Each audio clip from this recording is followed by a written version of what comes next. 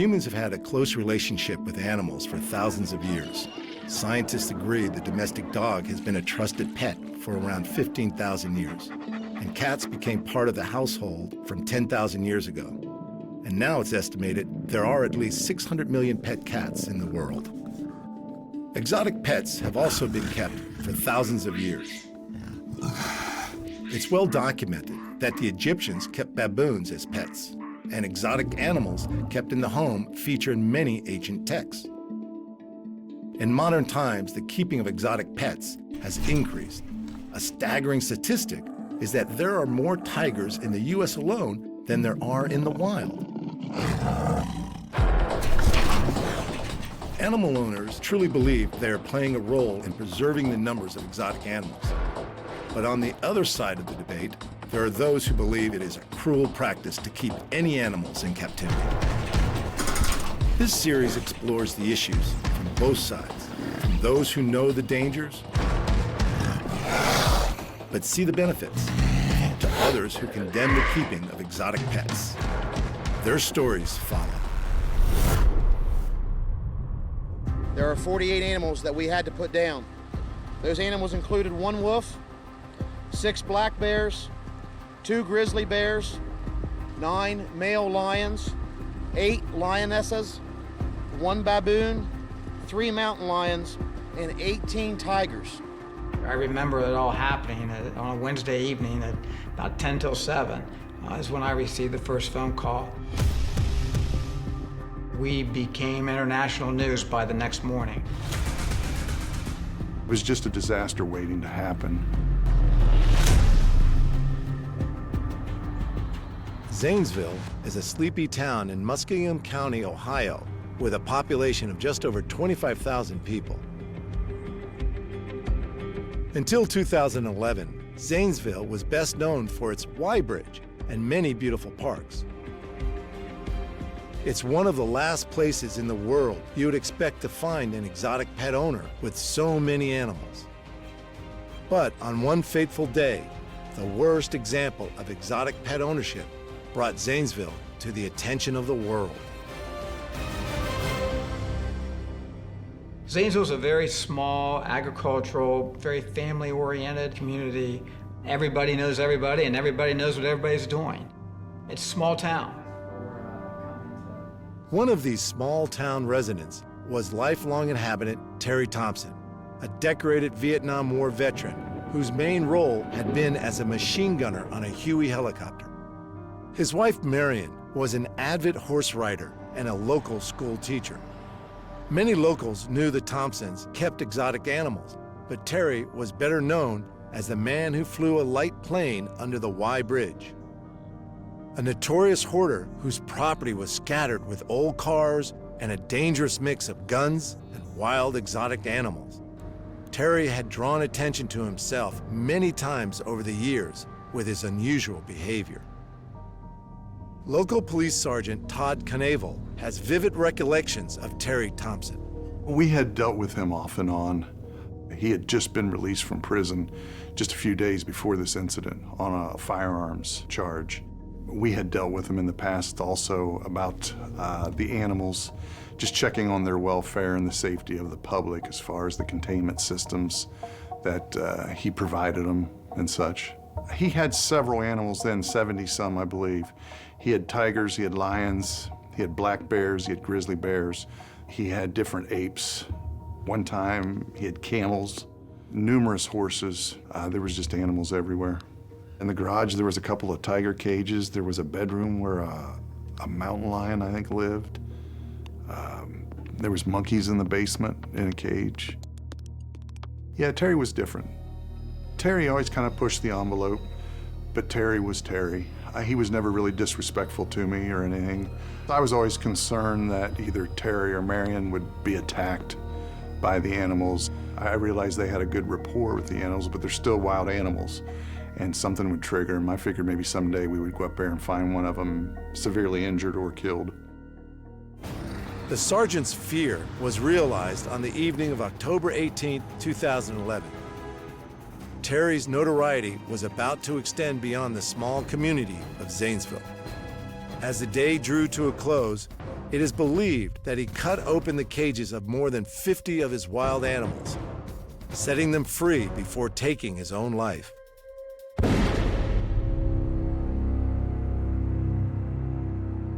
Senator Troy Balderson was born and bred in Zanesville and had been a member of the Ohio House of Representatives since 2009.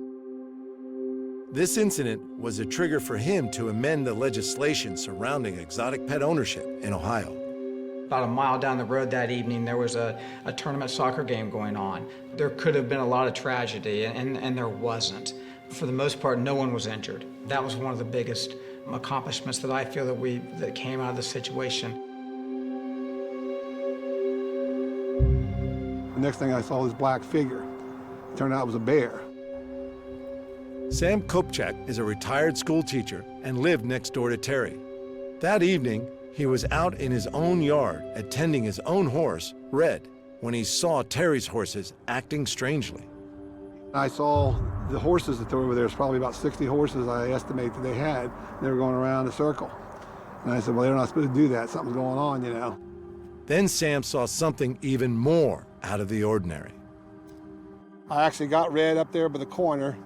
We walked down through here, and I just felt like something was looking at me. And I kind of turned to the left, and big male African lion, he came down. This is about the spot he was sitting. He just sat down right there, and just kind of, you know, like that. And I just kept on going, and I never looked back till I got down to the white fence with my barn. And then after I was down by my barn, he was pacing back and forth on the fence. As you can see, this is like a 7-strand ball, not a barbed wire, just a smooth wire. And if he wanted to leap over that, he was big enough that he could have leaped over that fence. What Sam soon realized was that the lion was just the beginning of what was about to unfold. So I actually saw like 6 animals. The original bear, and then the lion, the male lion, and the female lion, and another bear, and the wolf went by, and the tigers. Sheriff's office. Yeah, I think I just seen one. Looked like a jaguar or a wolf or something. It was everywhere. I received a call that some of the animals were out. We weren't sure to the extent of the situation, but I was requested to come to the scene. When we arrived, we were advised by one of the patrol sergeants that he had been up in the compound area looking for Terry or Marion and had seen a body laying out in a field. That was our first priority, determine who it was and if they were injured or deceased. We were first approached by, I believe it was 2 tigers come out of a barn towards us, and as they rushed the truck, we were forced to dispatch them. Then we arrived in the area of where the body was, and it was quite apparent whoever it was deceased. There was a white tiger chewing on him. About that time, we were advised that there was 2 cats ready to exit the compound area on the south side of the property, so we had to go over there and dispatch those animals. I didn't know how many were out, but once we got up there, I had made contact with the sheriff that appeared that everything had been turned loose. And I mean, there was bears, there's tigers, there's lions running everywhere. It was a huge concern because it was later in the evening. You know, if it got dark, the only thing securing that property is just a regular barbed wire fence like you would have for cattle or whatever. You know, these animals would have easily cleared that, and in a short time they'd have been in populated areas and injuring, you know, humans. There was some that had escaped the perimeter, but we had set up officers along the perimeter to contain that. I discussed with the sheriff what our situation was. There was no other option except to dispatch the animals. We started engaging the animals at different distances. Some were shot 30 to 50, 70 yards away. But then it came to where we had to go to the barn areas and that because they were in there. And yeah, we had one lioness come at us. We ended up having to shoot her, and she was stopped probably 3 feet from us when she finally went down. Most of us had AR-15s shooting the .223 round.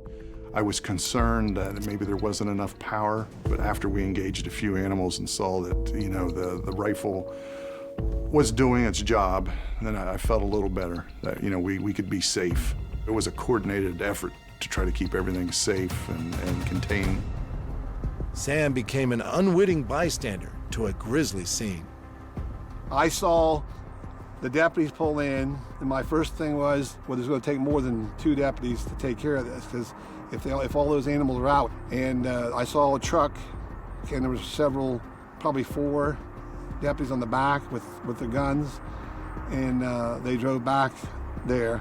And within a few minutes, I could hear shooting. It just sounded like a big fireworks display. It just kept on. It seemed like it went on forever. I saw them going across the field, just like hunters, you know, with a gap between them with their guns. 49 animals that they killed, and 1 missing, and 6 that were in the house. So it's 56 total animals that were there. It was quickly determined that it would have been impossible to control all these wild animals using tranquilizers. And the decision to use live ammunition undoubtedly saved human lives.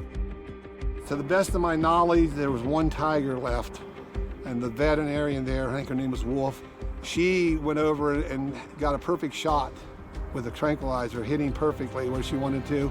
I mean, she, I guess, made the determination how much to give him, you know, how big he was. And he was in the weeds and so forth, and he come immediately charging out of there, and if the deputies weren't there, he'd have probably got her. They had to shoot it. When it comes down to a situation like that, I realize the animals have rights, but humans have more. And you couldn't justify risking human life for the animals. They had to be somewhat scared. They were out of their containment systems, running loose. You just didn't know how they were going to react. You could kind of surmise that he had let them go. But it wasn't until, you know, the investigation was completed later, we were pretty much, we knew that's what had happened. You know, even if you'd found them in some of their containment systems, he cut the fences so that you couldn't recontain them. I'm glad it turned out that no one got hurt. To have that many animals loose, we were just very lucky that we caught it when we did. You're not ready for something like that. We had to deal with what we had to do, and that's why I think they've come out with legislation on this kind of practice. It's not feasible. Safety for the public or for the animals. Immediately following the incident, Ohio ultimately banned the ownership of exotic animals and their transportation across state lines. We don't want to see these animals lose their lives over something like this. They are wild. I mean, these animals are not domesticated. They are wild animals. That's what I kept trying to focus on. That's what I did focus on when we did this legislation. They're wild. We knew something needed to be done.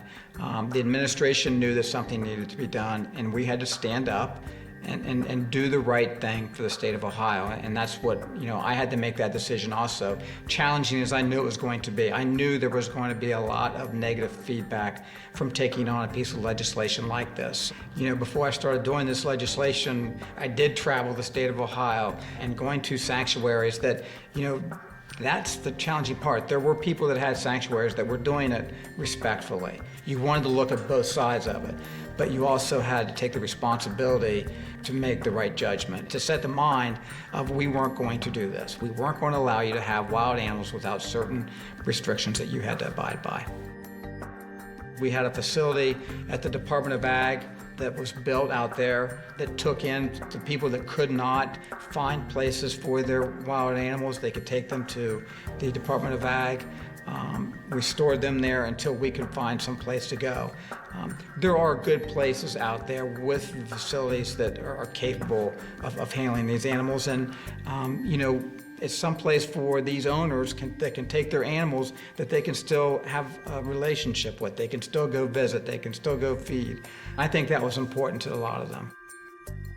You know, it's still there and always will be there, you know, in your mind about it. I'm just so thankful that nobody got hurt, and it's terrible that he had to die. It's a very sad thing. All those animals are buried back there along the road where they buried them. I mean, they dug a big, put them all in there. You see, they laid them all. So that was the bad picture on the internet that made people irate, because all those animals, when you saw that scene, and the sheriff was very upset. They don't know who took those pictures, and they put them out. But I mean, but they had to put them, lay them out so they would know they had them all. And the caretaker was the one, like I said, that was counting the heads and telling them, well, yeah, we do have them all or whatever with it. But That made it a terrible scene too, because you see all of them lying there, you know, like that. So it wasn't too nice to see. But they're beautiful animals, and you hate to see them get killed. But if you got a choice between the animals and people, you got to save the people, and that's what they did.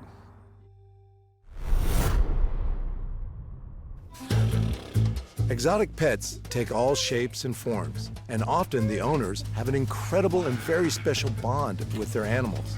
And this is undeniably the case with Lisa. Oh, baby monkey. You see this little itty-bitty baby. It's cute as can be. But that little itty-bitty baby is gonna tear you apart. At no point should you ever feel complacent with a monkey you've never met before.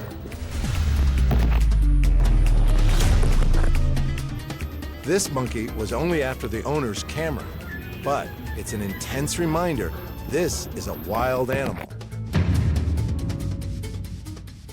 If you buy a monkey, be prepared that you are gonna get attacked.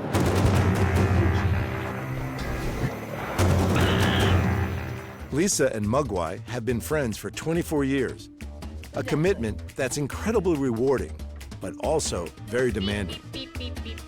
Unless you're an educated monkey owner, you're in for a disaster. Every single monkey bites, and it's gonna bite you, no matter what you do. So, you know, a monkey has to be tamed, and then it can be trained. So it's a process that you have to go through, and it takes a lot of taming to become a good monkey. When you have a good monkey, it's easy to make new friends. But if your monkey is a little wild, it may bite strangers. Many vets will only examine a monkey when it's sedated to avoid any unwelcome wounds. When these animals hit 6 years old and start going through puberty, they can become wild, vicious, dangerous animals. You know, the training that they've often learned, the domestication they've learned at that early age, that pretty much goes out the window, and you are dealing with literally a whole different animal. Monkeys frequent the tourist circuit in Thailand, and they may seem super cute, but you always need to keep your guard up and pay attention to what may become aggressive behavior. Don't be deceived by their so-called friendly antics. These monkeys are wild. A lot of these animals carry diseases that are communicable to people. They're called zoonotic diseases. And a zoonotic disease is any disease that can be transferred from pet or animal to person. And some of the diseases are quite serious. Non-human primates carry herpes and monkeypox and Ebola.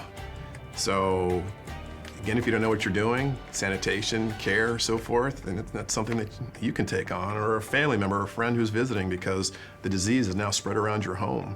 You have to step back and look at all that's involved, do your research and education, depending on the pet and what's involved. The take-home here is never should it be taken lightly, owning an exotic pet, regardless of the size or the species. We still have monkeys in the United States that are carrying disease.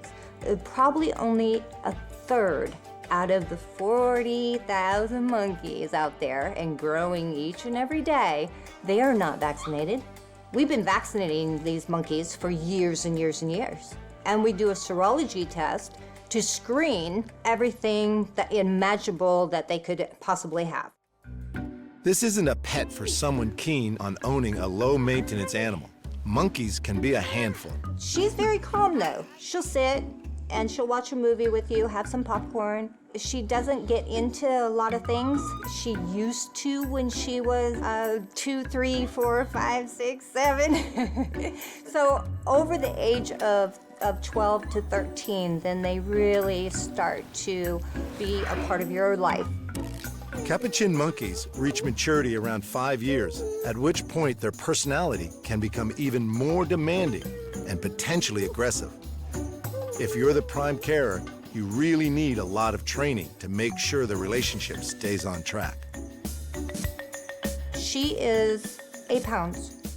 So that 8 pounds coming at you full force, that's a lot of monkey there. Really, seriously, it's a lot of monkey. She's strong. A monkey on the attack is a situation to be avoided at all costs. However, for Lisa, this inherent wild animal instinct saved her life. They're very smart, yes. I was attacked. I came home from work and I was attacked in my garage, and my monkeys saved my life. A man had grabbed me from behind. Inside my house, on the second floor, they have their 2 monkey rooms. And if it wasn't for all 4 of them that came downstairs and attacked him, I probably wouldn't be alive today. All I gotta do is give her one sign, and it's she becomes the wild animal that everyone sees. I love her to pieces. We are 2 people that are inseparable. Capuchins are most notably renowned as pets of organ grinders, and were in fact introduced as exotic pets from their home territories of Central and Northern South America. These mischievous rascals certainly kept the audience entertained. Plus, they had the ability to carry a cup around to collect money. From this, their popularity grew for those wanting an unusual pet. There's pros and cons where exotic pets are concerned, because our biggest problem is the caretakers and owners that own them don't have the education that they need. Lisa has trained around 3,000 to 4,000 monkeys, often referred to as the monkey whisperer. Lisa is the go-to person if your monkey is misbehaving. When I take her to train other monkeys, she helps. And, you know, it's great for the other monkeys to see that they can actually be loved, that they can be touched without being hurt. Or, you know, the mistakes that these owners make by using gloves and using weapons and the shock collars and things like that. I mean, it's still going on today. Owning a monkey is a commitment for up to 30 years or more. While capuchins are the most intelligent of the New World monkeys, in the human world, they are like toddlers. But that's how naive these people are. They think that they're humans and they can treat them as humans. But they're wild animals. They have to have a habitat. Not a little tiny bird cage, a habitat. So they can be free. They can jump, they can climb, they have things to do all the time. Muggy's surrounded by so many. You know, they need their own kind to be able to communicate, to socialize, to groom each other. That is a healthy animal in captivity. I have a huge facility. A lot of people have come to my door and dropped their monkeys off. A lot of them came that way, and all the monkeys that are there have either been injured, they've been rescued, or they've been dropped off. You have to be a very experienced person to have a primate. It's a huge responsibility. I do believe that any of the larger monkeys should not be kept as, quote, pets. But I do not call them pets, I call them companions. These devoted companions may need a lot of ongoing training, but just like humans, they are always capable of a little monkey business. I studied animals. I studied monkeys, their data, the brain waves, their anatomy. And because they're so human, you open her up, she's just like me. You know, so it's so beautiful, a creature that can do anything that we can do. I mean, she started my van, and her and Madeline ran it into my house in the garage. So this is how smart they really are. You know, you cannot turn your back. Mugwai may be a troublemaker at times, but she also knows when to be well-behaved, especially when there's the opportunity to go toy shopping for her birthday. But first, a quick sketch as a thank you gift. After all, Muggy is a very polite little monkey and doesn't want to turn up to any event empty-handed. Her name is Mugwai. Mugwai. Hi, Mugwai. Happy birthday. She'll be 24. Oh, 24, wow. That's amazing. What? This for you. She painted it. Oh, are you kidding me? That is awesome. Outstanding. Oh, nice. Thank you. That is really cool. She painted it. Ron may not have a monkey in his store every day, but he's certainly keen to help Muggy find the best present she's ever had. Yeah, we're good. Let's go shopping. You like that one? No interest in that one. No? Okay. When it comes to shopping, Muggy is a girl who knows what she wants. and certainly loves all the attention. Hey! You wanna check it out? Come here. Come here. Oh, Aw, look at the little princess in her chair. Look at her. Look how cute. You got a chair. You ready? Come on. Let's go. All right. You have something like this. Try as she might, Muggy's not listening to Ron's sales pitch for these toys. Up. Let's go. Up, up. All right. Right here, it's like a little Jeep Wrangler. What do you think, sweetie? Oh my goodness. Looks like Ron has finally ticked all the boxes.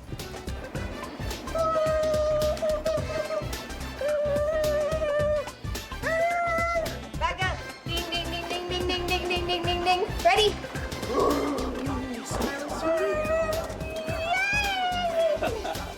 Let's go.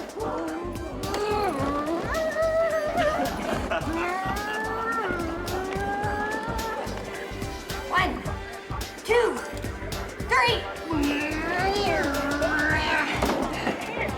Are you a thrill seeker?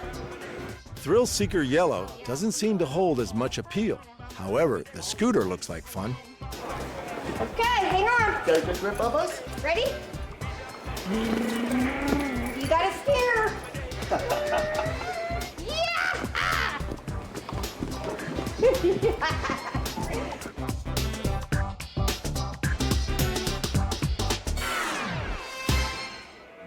After all that adventure, it's time for a quick pit stop. Nerds are your favorite? Oh, What do you think of those, baby? her ultimate favorite candy. Oh, perfect. Oh yeah. Her, The texture and the yeah. creation and everything. I got a few more for you, Bubba. There's a lot of controversy yeah. about owning a monkey. Not all monkeys have a great reputation, and many certainly aren't as well behaved as Mugwort. But it seems the key is all about good parenting. All right, sweetie, your total is $64.94. You see it right there? Yeah, that's gonna be for your new car, your new Jeep. What do you think about that? You gonna be a journey girl? You can go on journeys with Mama?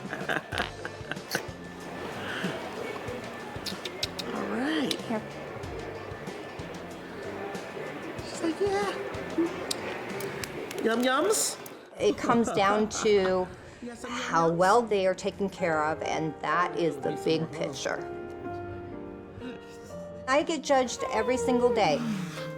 But what it comes down to, when they lose control of that monkey, who do they call? You can call me names, you can say whatever you want to say, but at the end, you're going to be begging for my help. You know, and am I going to turn that person away because they were crappy to me? No, I'm going to help because it does not matter. I don't care about them. I care about those animals. That's what really matters to me.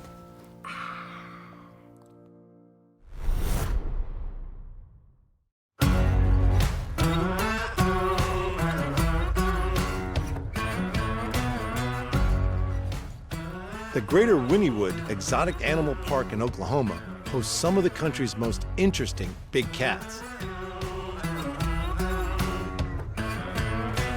And is home to star personality Joe Exotic.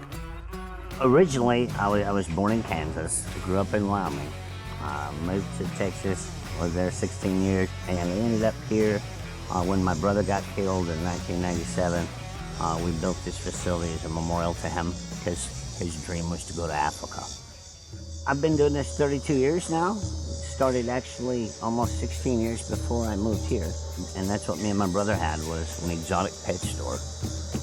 And that was where I got my first lion, 16 years before we started it. I have built myself my own prison, because you can't leave here.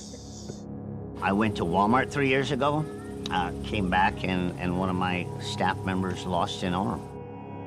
911, what's your emergency? Hey, this is Bobby at the GW Zoo. I need a helicopter. I've got an employee that was attacked by a tiger, and he's hurt bad. is it care flight, I guess? We have aerovac here. Okay.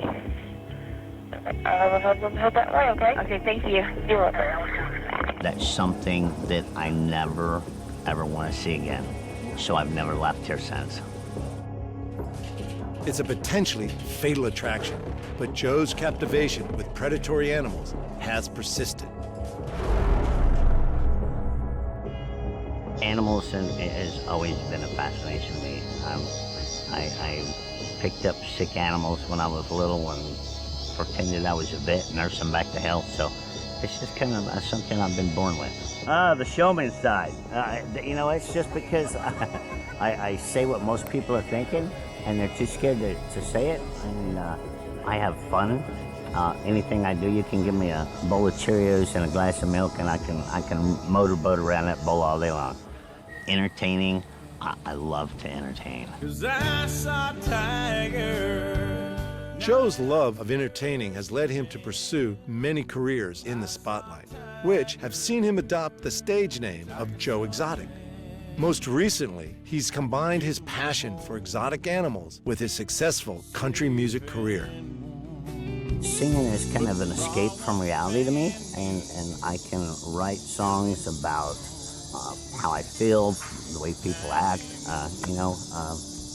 misery, happiness, and that's just something that I use for an escape. I'm pumping iron. Sure, he's a little eccentric, but he does have ambition. In 2016, he ran for president against Donald Trump.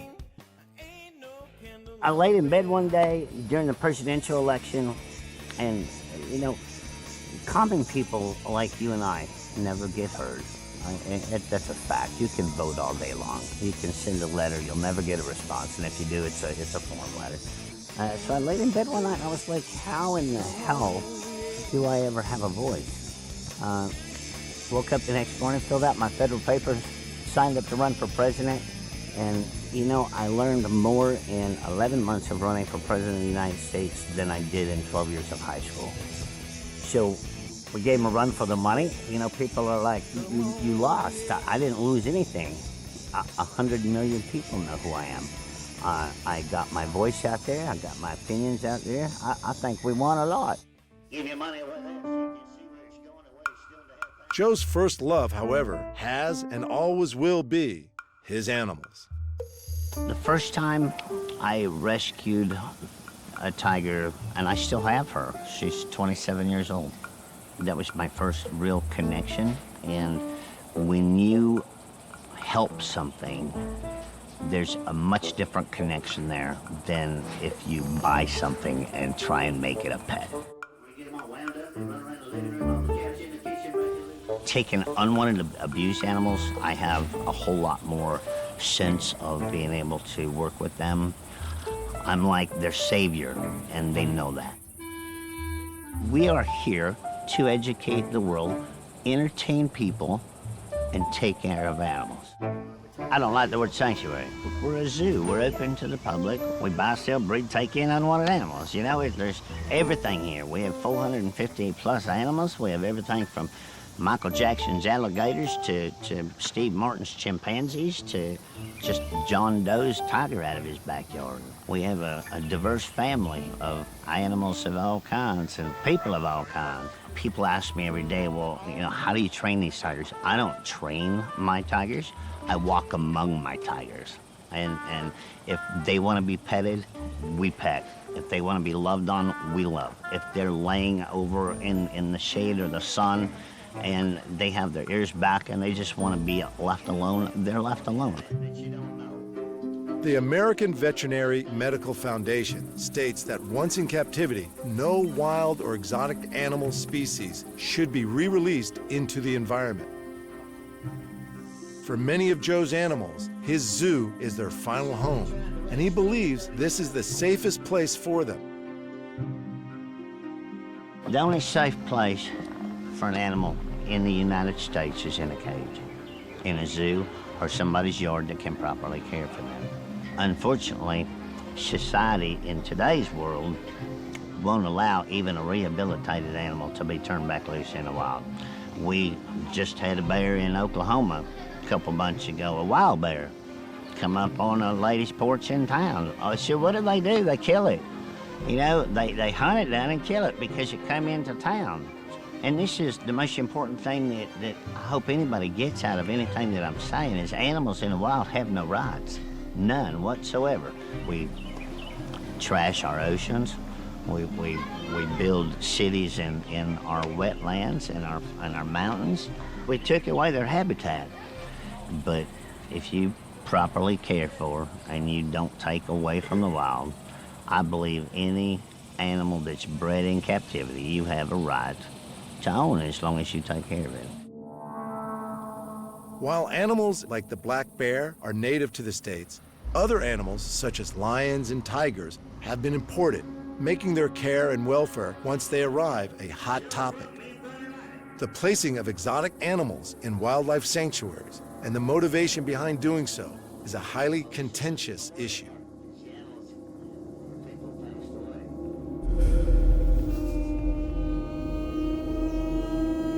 The federal government of the United States, and this is what we're working on right now, has tigers and lions on our Federal Endangered Species Act. Okay, our Endangered Species Act was designed in 1972 to protect native species of our lands.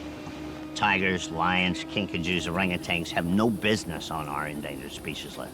Okay, but put them on our endangered species list, what that has done is, you know, private citizens are not allowed to possess, own, breed, interstate commerce, which means sell across state lines or anything like that. 2 months ago, you saw online that there's too many tigers in America. A month later, we put them on the Federal Endangered Species list. In the meantime, they ship a circus tiger in from Peru to America and 13 lions from another country. Somebody's got to make up their damn mind. Have we got too many in America? Do they belong on the endangered species list in America? And why are we shipping them in? Because it makes good rescue stories. We rescued a tiger from Peru, and we need to raise $33,000 to care for this damn thing. And they euthanized it 6 months later because the money train ran out. As yet, there's no central database or requirements for exotic animal owners to record and report on the disposal of animal bodies. The recommendation is for the bodies to be cremated to ensure animal parts don't find their way onto the black market.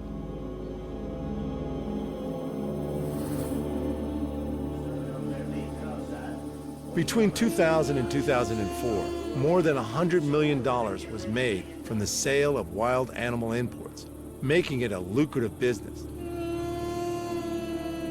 Ever one to speak his mind, Joe considers it's the money rather than the care and protection of animals that drives many sanctuary owners in the U.S.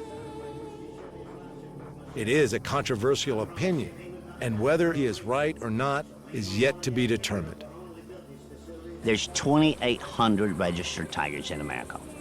There's less than 3,000 in the wild. Every sanctuary in this country is the same one. It has nothing to do with helping animals. All you have to do is take the board of directors' names and pull up their tax records of what property they own. And I'll guarantee you every one of them lives in over a $800,000 house. This ain't about animals. This is about money. Understand this. If you raise money for animals at a particular nonprofit facility, it better be spent for them animals. See, here in America, you have to be licensed by the United States Department of Agriculture and be inspected to make sure that you're taking care of everything right and following protocols and vet care and all that stuff. Only if you're open to the public. Now, if you're a sanctuary that doesn't exhibit and you're closed to the public, God only knows what's going on behind them walls. Okay, and see, that's another problem with most of these sanctuaries and these organizations is they want animals in sanctuaries with no contact. How would you like to be thrown in jail and never touched or never loved on? As much as Joe loves his animals, they remain at heart wild and unpredictable creatures.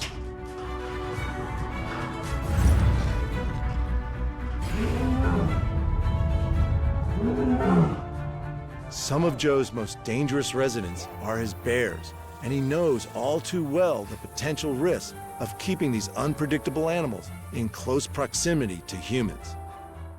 I've not had good encounters with bears. We actually have 4 grizzlies here and 3 black bears. They're just as personable as any other animal. Ozzy, who is our largest grizzly bear, will sit up and give you a high five and French kiss you and everything else. Ozzy came from Kansas, and back in the early 2000s when Kaylee Hildebrand was killed by a tiger getting her senior picture taken. Kansas panicked and passed some laws that made it illegal for private owners to have animals, and that's where Ozzy arrived to us from. Was a private owner who just had some exotic animals, and this bear loved that guy. And when he arrived here, he was probably 6 feet tall, standing up on his back 2 feet, and this guy walked him around the park just like it was a dog. He is 100% lovable as long as that fence is there. That is as much his security blanket as it is for our safety.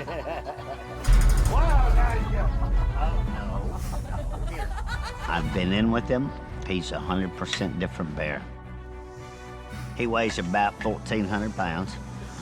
You know, during the summertime, they eat less, they lose a little bit of weight. During the wintertime, they eat more and they put it on. For a Syrian grizzly, he's pretty large. Bears are not as predictable as a lot of animals are, in my opinion. Bears is something that I've really never specialized in working with because they're just so moody. I had a black bear at one time that we raised called Little Bear, and she grew up in the gift shop years ago. And she got out of her enclosure one day and went back to the gift shop and decided to wreak havoc in the gift shop because she was playing. You know, everything on the shelves had to come off the shelves. And I put a harness on her and went to walk her out. And bears are much different than tigers. When they lay their ears down and they do that, you're gonna get bit.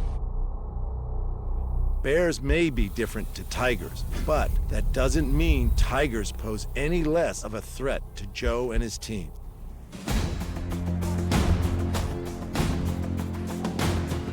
There's days they don't feel good.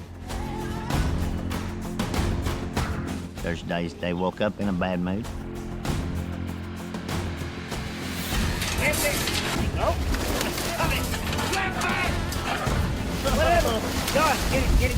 Take your gun off. Like I said, I've built myself my own prison. If people think that you do this because you're getting rich, they really need to come work here. You can't leave. I wouldn't change it for the world. I have a goal in my life, and that is to be somebody and accomplish something. And that's the way I was raised, and that's what I'm gonna do. I saw my brother killed at the age of 32 years old.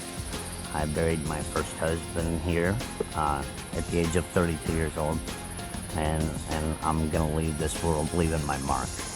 I've dealt with so much death in my life, and life's too short to be a tied act. So my personality is, I laugh all the time.